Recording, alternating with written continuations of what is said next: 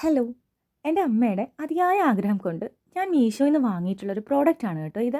ഒരു 16 സെറ്റുള്ള kitchen storage കണ്ടെയ്നറുകളാണേ. 350 ml മുതൽ 1400 ml വരെയുള്ള 4 സെറ്റായിട്ടാണ് ഇത് വന്നിട്ടുള്ളത്.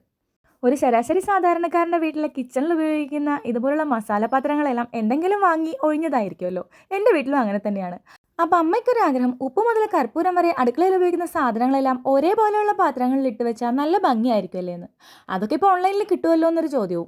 ഞാൻ പറഞ്ഞു കിട്ടുമായിരിക്കും, നമുക്ക് നോക്കാമെന്ന്. അങ്ങനെ നോക്കി കണ്ടുപിടിച്ച് കൊടുത്തൊരു ഐറ്റമാണ് ഇത്. ഈ 16 കൂടെ വില വരുന്നത് 647 രൂപയാണ്. ഇത് ഓർഡർ ചെയ്തപ്പോഴേ 647 കുറച്ച് കൂടുതലല്ലേ എന്നെനിക്ക് തോന്നിയിട്ടുണ്ടായിരുന്നു. പിന്നെ എൻ്റെ വീട്ടിലിപ്പോൾ ഒരാളുടെ ചെറിയൊരു ആഗ്രഹത്തിന് വേണ്ടി 647 രൂപ മുടക്കുന്നതിൽ വലിയ തെറ്റൊന്നുമില്ല എന്ന് എൻ്റെ മനസ്സിനോട് പറഞ്ഞു.